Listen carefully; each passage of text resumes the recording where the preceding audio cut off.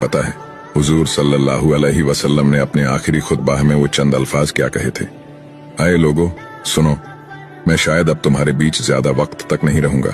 जो भूखे हैं उन्हें वही खाना खिलाना जो तुम खुद खाना पसंद करते हो। गरीब लोगों को वही कपड़े देना जो तुम खुद पहनना पसंद करते हो।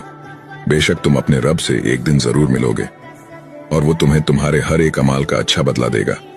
और जो यहाँ मौजूद है वो ये बातें ध्यान से सुने और जो मौजूद नहीं है वो ये बातें उन तक पहुंचाए।